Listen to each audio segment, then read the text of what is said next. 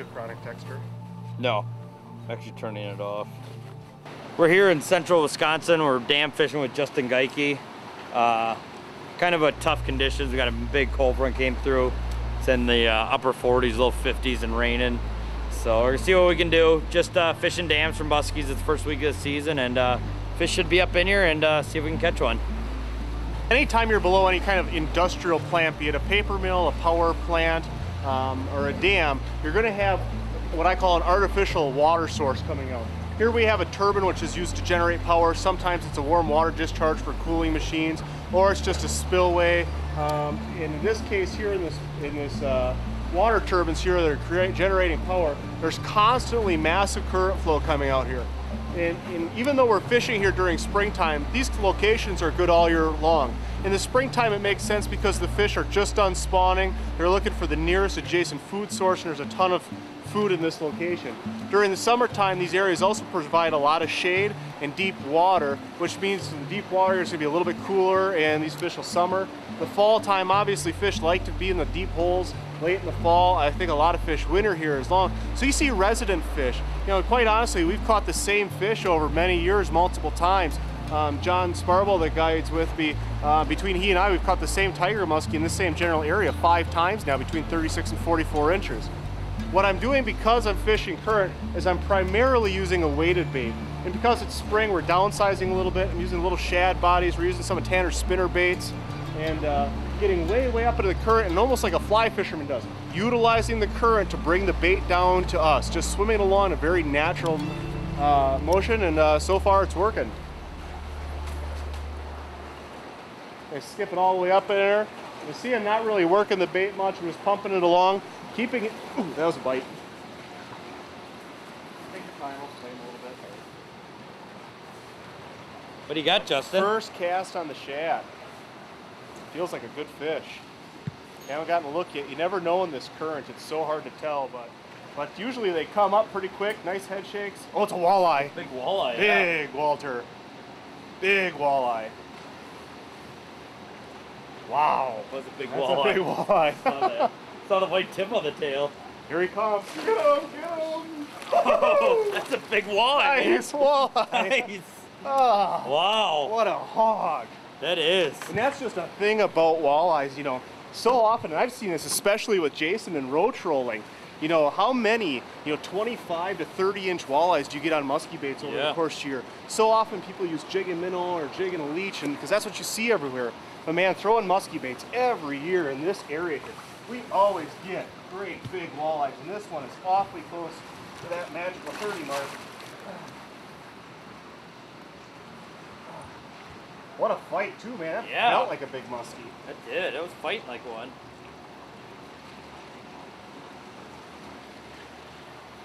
Look at that walleye. There.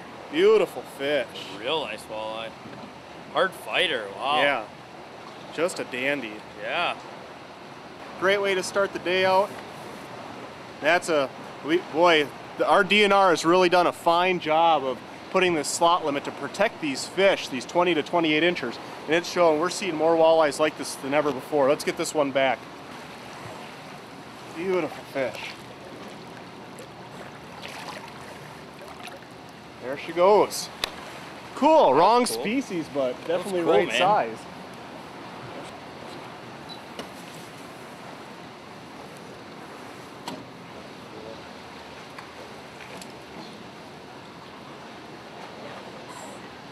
That was neat. That was good. We were talking about the location, that there's a lot of fish up here. We looked right here, about a 37 incher just sitting there right on the surface.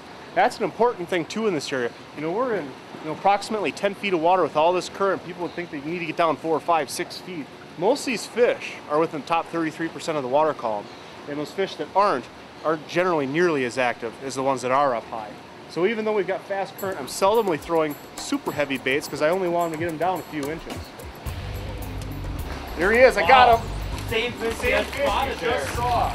I spotted him, we threw at him, he took off. I jigged that area.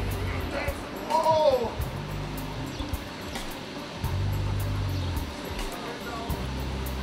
Nice fish, ain't that?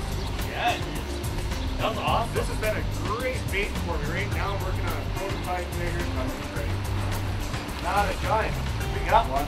There we go. Hey, nice all job, right. buddy. Wow, you spotted it up there in the corner and kind of took off. We're like, oh, you know, you just seen a lot of baits, didn't want to eat, and all of a sudden you throw back and you got them right away. Yeah, we were disappeared. just saying, I saw that fish. And, you know, we've been in this area for about 45 minutes now.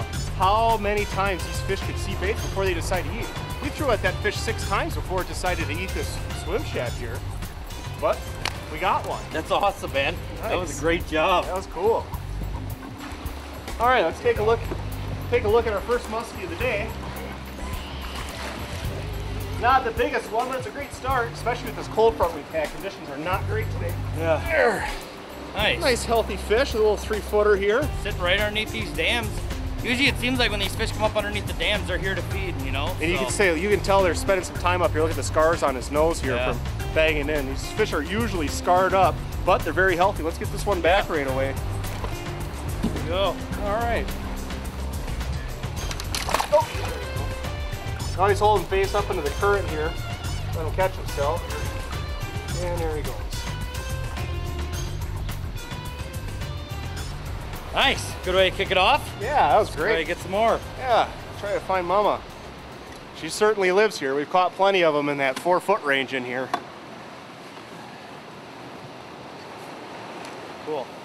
That's the nice thing about fishing up here in the dams. Usually when you see a fish, they're up here to eat. Yeah. You know, they don't like to sit up here just to sit up here. They're up here fighting this current to look for food. Absolutely, and like I just said just moments before I caught that fish that are generally high in the water column, whether it's 5 feet deep or if it's 25 feet deep, and when they are, those are the active fish. Yeah. But enough talking to you, let's get Yeah. another one. Yeah. Rabbit squirreltail gets another one. Nice bass. It's a chunk. Well, you got 3 fish today.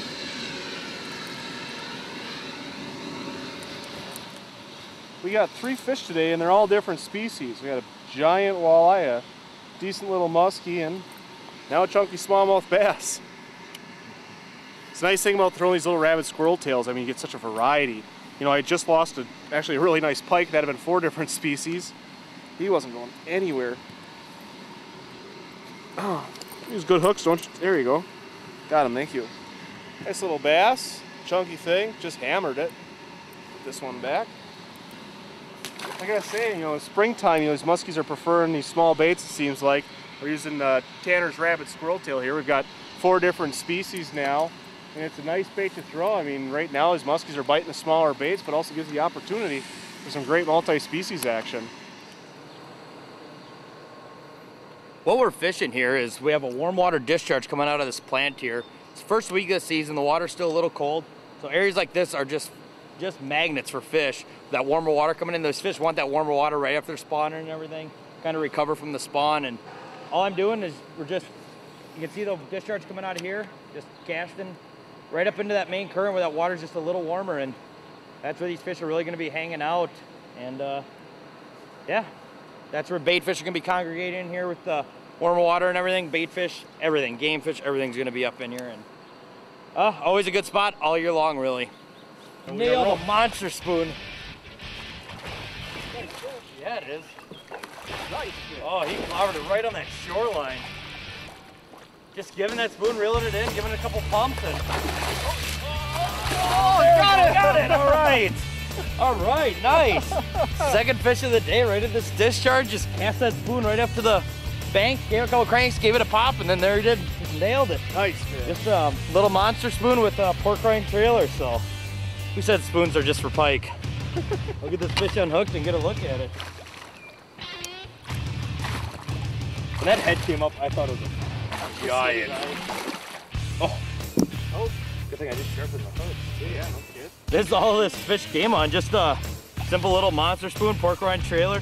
Like I said, just give it a couple cranks, a couple pops, almost like a jerk bait, you can work it, and looks great in the water. And this muskie obviously thought so. Got such erratic action. You know, so many people, you know, gave up on this spoon when they turned 12 years old. And, right.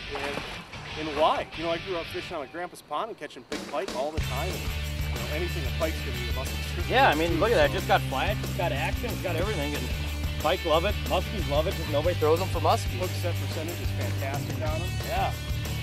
See what this one looks like. About a 40, huh? Yeah, pretty good fish.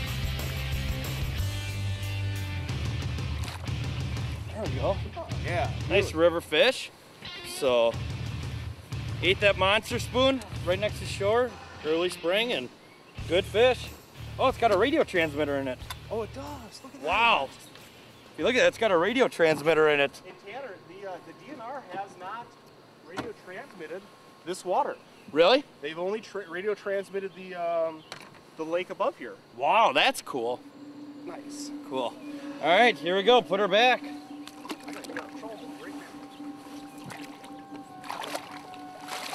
There we go. Ready to go right away. Wow, that was second cast on the spot. So see if we can't get another one on the spoon. Wow. Hey everyone, we want to thank you for watching this week's show. And if you get an opportunity, go to badfishoutdoors.net. Take a look at our updated fishing reports, information on our guide service, and go to our sponsor page. Visit their sites and let them know what you thought of our show. They are the ones that make this possible. We'd also like to thank Dwight LaBrose and Mike Crawford for taking us out in northern Minnesota. I had a really good time filming with those guys. It was a blast. You should have seen some of the fish we lost on that episode. Also, go to TannerWilds.com if you're interested in fishing rivers for muskies. He has a full-length DVD out on that subject. Also, hooksetters.biz. They run a guide service in central Wisconsin that's second to none. Check them out. Thanks for watching, and we'll see you next week.